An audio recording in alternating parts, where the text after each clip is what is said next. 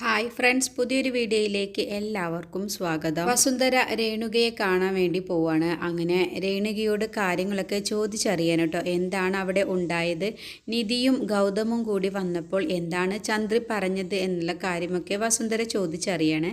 അങ്ങനെ രേണുക പറയാണ്, നിധിയും ഗൗതമും ഒരുപാട് ചന്ദ്രിയെ വിളിച്ചിട്ടുണ്ട്, കാല് പിടിച്ച് പറഞ്ഞതുപോലെയാണ് അവർ അത്രയ്ക്ക് വിളിച്ചു. പക്ഷേ വസുന്ധര മേഡം, നിങ്ങൾ പറഞ്ഞ വാക്കുകൾ അത്രയ്ക്കധികം ചന്ദ്രിക്ക് പേടി തട്ടി ണ്ട് അതുകൊണ്ടാണ് ചന്ദ്രി അവരെ അത്രയ്ക്ക് വിളിച്ചിട്ട് പോലും ചന്ദ്രി അവരുടെ കൂടെ പോവാതിരുന്നത് എന്നൊക്കെ അങ്ങ് പറയട്ടോ. അങ്ങനെ വസുന്ധര രേണുകക്ക് വേറൊരു കാര്യം പറയാണ്. വസുന്ധര രേണുകയോട് പറഞ്ഞു കൊടുക്കുകയാണ്, ഇനി ഒരിക്കലും നിധിയുടെ അമ്മയോ അനിയനോ അവിടെ സന്തോഷത്തോടു കൂടി ജീവിക്കരുത്. നിധി അക്കാര്യം അറിയുകയും വേണം. അതുകൊണ്ട് നീ കഴിയുന്നത് പോലെ തന്നെ ചന്ദ്രിയെ നീ വീട്ടിലിട്ട് ഉപദ്രവിക്കണം എന്നങ്ങ് പറയട്ടോ. എന്നിട്ട് ഇക്കാര്യം നിധി അറിഞ്ഞ ശേഷം നിധി ഗൗതമിനെ വേണ്ട എന്നും പറഞ്ഞ് സ്വന്തം അമ്മയുടെ അടുത്തേക്ക് പോവണം. അതിന് വേണ്ടിയിട്ടാണ് ഞാൻ ഇങ്ങനെ ചെയ്യാൻ വേണ്ടി പറയുന്നത്. നീ എത്രത്തോളം അധികം നിധിയുടെ അമ്മയെ ഉപദ്രവിക്കുന്നു അത്രത്തോളം അധികം നിൻ്റെ അക്കൗണ്ടിലേക്ക് പൈസ വന്നുകൊണ്ടിരിക്കും എന്നൊക്കെ പറഞ്ഞ് വസുന്ധര രേണുകയോട് അങ്ങ് പറഞ്ഞു കൊടുക്കുകയാണ്. അങ്ങനെ രേണുക പറയണ, എന്നാൽ കഴിയുന്നതിലും അധികം ഞാൻ അവളെ ഉപദ്രവിച്ചോളാം, അക്കാര്യം എനിക്ക് വിട്ടേക്ക് മേഡം എന്നൊക്കെ പറഞ്ഞ് വസുന്ധരയും രേണുകയും പിന്നെ അവിടെ നിന്ന് അങ്ങ് പോവുകയാണ്.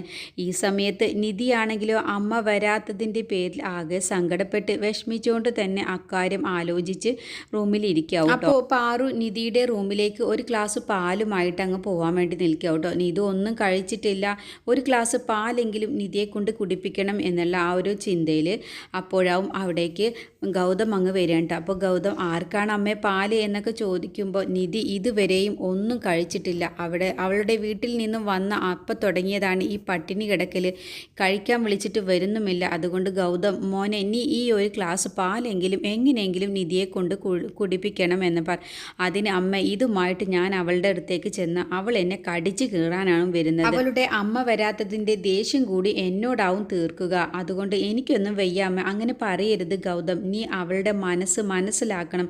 അവൾ നിനക്ക് കിട്ടിയ സൗഭാഗ്യമാണ്. അവൾ എല്ലാം ഇട്ടെറിഞ്ഞോണ്ടല്ലേ ഇവിടെ വന്ന് താമസിക്കുന്നത്. ഒരു പെണ്ണിൻ്റെ ത്യാഗം നീ മനസ്സിലാക്കണം മോളെ. അവൾ ജനിച്ചു വളർന്ന ആ വീട് വിട്ട് അവളുടെ അച്ഛനെയും അമ്മയെയും കൂടപ്പിറപ്പുകളെയും ഒക്കെ ഉപേക്ഷിച്ചുകൊണ്ടാണ് അവൾ കല്യാണം കഴിച്ച ഭർത്താവിനെ വിശ്വസിച്ചിട്ടാണ് അവർ വരുന്നത്. നീ ഒന്ന് ചിന്തിച്ചിട്ടുണ്ടോ? ആണുങ്ങൾ ഒരു ദിവസത്തിൽ കൂടുതൽ അന്യ വീട്ടിൽ പോയി താമസിക്കുമോ? കൂടിയാൽ 2 ദിവസം. അത് കഴിഞ്ഞാൽ പിന്നെ അവർക്ക് അവിടെ നിൽക്കാൻ കഴിയുമോ? ഇല്ലല്ലോ. ഒരു പെണ്ണാണെങ്കിൽ ആയുഷ്കാലം മുഴുവനും ആ ഭർത്താവിൻ്റെ വീട്ടിൽ ജീവിക്കും. സ്വന്തം ജനിച്ചു വളർന്ന വീടും ഉപേക്ഷിച്ചിട്ടാണ് അവർ എല്ലാവിധ ത്യാഗവും ചെയ്തിട്ടാണ് അവിടേക്ക് വരുന്നത്. അങ്ങനെയുള്ള ആ പെണ്ണുങ്ങളുടെ മനസ്സിനെ വേദനിപ്പിക്കാതെ നോക്കണം. അതുകൊണ്ട് മോനെ, നിധിയെ നീ നല്ലതുപോലെ സംരക്ഷിക്കണം. അവൾ എന്തെങ്കിലും സങ്കടം കൊണ്ട് പറഞ്ഞാലും നീ അതിന് ചെവി കൊള്ളാതെ അവളെ ചേർത്ത് പിടിക്കണം എന്നൊക്കെ പറഞ്ഞങ്ങ് ഉപദേശിക്കുകയാണ്.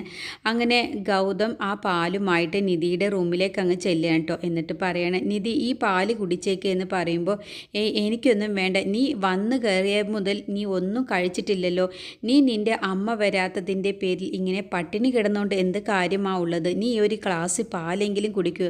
പാറു പറഞ്ഞു നീ ഒന്നും കഴിച്ചിട്ടില്ല എന്നുള്ളത്. എനിക്ക് വിശപ്പോ ദാഹമോ ഒന്നും തന്നെ ഇല്ല എന്ന് പറയുമ്പോൾ, അതൊക്കെ നിനക്ക് തോന്നുന്നതാണ്, നീ ഈ ഒരു ഗ്ലാസ് പാല് എനിക്ക് വേണ്ട എന്നങ്ങ് പറയട്ടോ. നീ നിൻ്റെ അമ്മ വരാത്തതിൻ്റെ പേരിൽ എന്തിനാണ് വെറുതെ നിരാഹാരമിരുന്ന് എല്ലാവരെയും വിഷമിപ്പിക്കുന്നത്?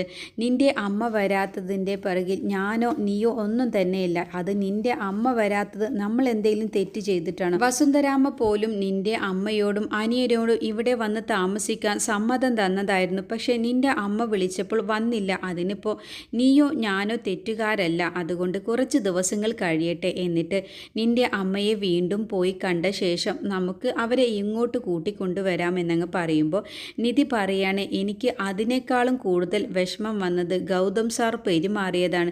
ഞാൻ എന്ത് തെറ്റ് ചെയ്തു? വസുന്ധരാമ്മ പറഞ്ഞ വാക്കുകൾക്ക് ഒരു വാക്കുപോലും എതിർത്ത് സംസാരിച്ചില്ലല്ലോ. വസുന്ധരാമ്മ എൻ്റെ അമ്മയെ ഇനി കാണാൻ പോവാൻ പാടില്ല എന്നുള്ളതും അവിടെ നിന്ന് ആരും വരാൻ പാടില്ല എന്നൊക്കെ പറഞ്ഞില്ലേ? എന്നിട്ട് അതെല്ലാം കേട്ടോണ്ട് ഗൗതം സാർ നിൽക്കുകയല്ലേ ചെയ്തത്?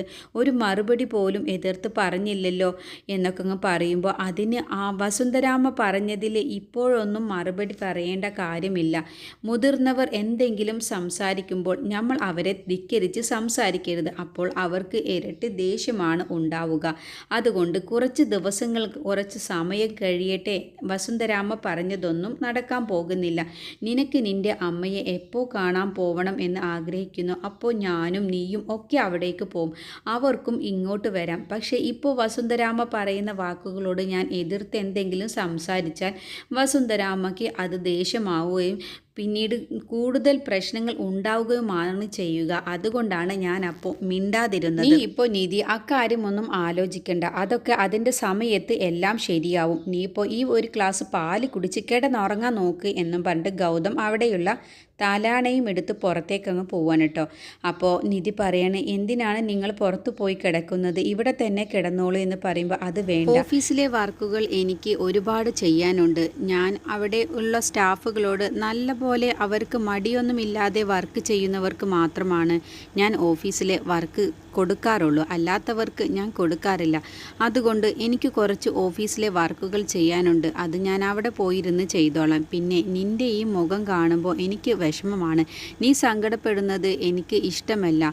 അതുകൊണ്ട് കല്യാണം കഴിഞ്ഞ ശേഷം എൻ്റെ സ്ഥാനം അങ്ങ് പുറത്തുള്ള സ്ഥലത്തല്ലേ കിടക്കാനുള്ളത്. അതുകൊണ്ട് ഞാൻ അവിടെ തന്നെ പോയി കിടന്നോളാം. എൻ്റെ കല്യാണം കഴിഞ്ഞ എല്ലാ ഫ്രണ്ട്സുകളും എന്നോട് തമാശയ്ക്ക് പറഞ്ഞിട്ടുണ്ട് കല്യാണം ഒരിക്കലും കഴിക്കരുത് എന്നുള്ളത്.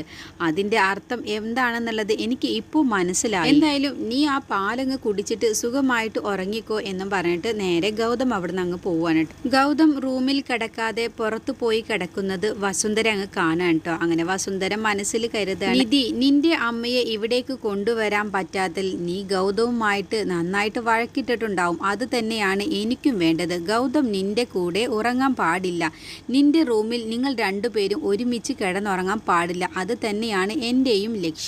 നിന്റെ അമ്മയെ ഇവിടേക്ക് വരാതിരിക്കാൻ വേണ്ടി ചെയ്തതെല്ലാം തന്നെ ഞാൻ തന്നെയാണ്. എന്നോടാണോ നീ കളിക്കുന്നത് എന്നൊക്കെ ഇങ്ങനെ സ്വയം പറയാൻ കേട്ടോ വസുന്ധര. എന്നിട്ട് വസുന്ധര പിന്നെ അവിടുന്ന് അങ്ങ് പോവാണ്. ഗൗതം പുറത്തു പോയി കിടക്കുന്നതൊക്കെ കണ്ട ശേഷം സന്തോഷത്തോടു കൂടി വസുന്ധര പിന്നെ അവിടുന്ന് അങ്ങ് മനസ്സുകൊണ്ട് സന്തോഷിച്ചിട്ട് അങ്ങ് പോവാണ്. വസുന്ധര മനസ്സിൽ കരുതുന്നുണ്ട്, നിധി നീ എന്നോട് ചെയ്തതിനെല്ലാം തന്നെ നിന്നെ കൊണ്ട് ഞാൻ എണ്ണി എണ്ണി കണക്ക് പറഞ്ഞിരിപ്പിക്കും. നിനക്ക് ഒരു തരത്തിലും ഞാൻ സ്വസ്ഥതയും സമാധാനവും തരികയില്ല. നിന്റെ ജീവിതത്തിൽ ഓരോ തരത്തിലായി ഞാൻ പ്രശ്നങ്ങൾ തന്നോണ്ടേയിരിക്കും എന്നൊക്കെ ഇങ്ങനെ വസുന്ധര മനസ്സിലിങ്ങനെ ചിന്തിച്ചു കൂട്ടാണ്. പിന്നീട് പാറു ഇങ്ങനെ പോവാണ്ട. ആ സമയത്ത് ഗൗതമിൻ്റെ റൂമിലെ കഥക് ഇങ്ങനെ തുറന്നു കിടക്കുന്നതും ലൈറ്റ് കാണുന്നതും കാണണം. അപ്പോൾ പാറു മനസ്സിൽ പറയുന്നുണ്ട്, എന്താ ഗൗതമിൻ്റെ റൂമിൽ നിന്നും ലൈറ്റ് കാണുന്നുണ്ടല്ലോ, കഥകൊന്നും അടച്ചിട്ടുമില്ലല്ലോ എന്നൊക്കെ പറഞ്ഞിട്ട് അവരുടെ റൂമിലേക്ക് അങ്ങ് കയറുകയാണ് കേട്ടോ. അപ്പോൾ നിധിയാണെങ്കിൽ അവിടെ ഇരുന്ന് കരയാണ്. അപ്പോൾ നിധിയോട്, എന്താ മോളെ, എന്താ നീ കരയുകയാണ്? അല്ല അമ്മേ, എന്തെങ്കിലും വേണോ എന്ന് ചോദിക്കും. ഒന്നും വേണ്ട, ഞാൻ ഏട്ടന് കുറച്ച് ചൂടുവെള്ളം എടുക്കാൻ വേണ്ടി വന്നതാണ്. അപ്പോഴാണ് നിൻ്റെ റൂമിൽ ലൈറ്റ് കിടക്കുന്നതും കതക് തുറന്ന് കിടക്കുന്നതും കണ്ടത്. അതാ ഞാൻ കയറിയത്. എവിടെയാ ഗൗതം, എവിടെയാന്ന് ചോദിക്കുമ്പോൾ ഗൗതം സാർ ഉറങ്ങാൻ വേണ്ടി പുറത്തേക്ക് പോയി എന്ന് പറയുമ്പോൾ, എന്താ അവൻ ഈ ചെയ്യുന്നത്? അവനെയല്ലേ ഞാൻ ഉപദേശിച്ചത്, പിന്നെ എന്താ അവൻ പുറത്തു പോയി കിടക്കുന്നത്? നീ എന്തിനാ അവനെ പുറത്തു പോയി കിടക്കാൻ അനുവദിച്ചത്? നീ അങ്ങ് ഉറച്ച് പറയണമായിരുന്നു ഇവിടെ തന്നെ കിടക്കണം, പുറത്തു പോയി കിടക്കാൻ ഞാൻ സമ്മതിക്കില്ല എന്ന്. നീ എന്തുകൊണ്ട് അത് പറയുന്നത്? എന്നെ കൊണ്ടൊന്നും എതിർത്ത് സംസാരിക്കാൻ എൻ്റെ മനസ്സിൽ ഒരു സമാധാനവുമില്ല. എനിക്ക് വല്ലാത്ത വിഷമമാണ് വരുന്നത്. അമ്മയുടെ കാര്യം ആലോചിച്ച് എനിക്കൊരു സമാധാനവുമില്ല എന്നൊക്കെ പറഞ്ഞ് വീണ്ടും നിധി അങ്ങ് വിഷമിക്കുകയാണ് കേട്ടോ. എൻ്റെ അമ്മ എന്നെ മനസ്സിലാക്കിയില്ലല്ലോ, എൻ്റെ അമ്മ എൻ്റെ കൂടെ വന്നില്ലേ, എൻ്റെ അമ്മയും എൻ്റെ അനിയനും എൻ്റെ കൂടെ വരികയാണെങ്കിൽ എനിക്ക് എത്ര സമാധാനമുണ്ടായിരുന്നു. ഇപ്പോൾ എനിക്കൊരു മനസമാധാനവും കിട്ടുന്നില്ല. എന്തായാലും അമ്മായി എൻ്റെ അമ്മയെയും അനിയനെയും ഒരു തരത്തിലും സമാധാനത്തോടു കൂടി ആ വീട്ടിൽ ജീവിക്കാൻ സമ്മതിക്കില്ല. എനിക്കതൊക്കെ ആലോചിച്ചിട്ട് എനിക്ക് ഒരു സമാധാനവുമില്ല എന്നൊക്കെ പറഞ്ഞ് നിധി അങ്ങ് കരയാണ് കേട്ടോ. അങ്ങനെ പാറുവിന് നിധിയെ എങ്ങനെ സമാധാനിപ്പിക്കണം എന്ന് അറിയാതെ ആകെ വിഷമിച്ച് നിൽക്കുകയാണ്. അപ്പോഴാവും അവിടേക്ക് ഗൗതം അങ്ങ് വരികയാണ് കേട്ടോ. നിധിയും പാറുവും കൂടി സംസാരിക്കുന്നത് കണ്ടുകൊണ്ടാണ് ഗൗതം അവിടേക്ക് വരുന്നത്. അങ്ങനെയുള്ള എപ്പിസോഡാണ് കേട്ടോ ഇനി വരാനിരിക്കുന്നത്.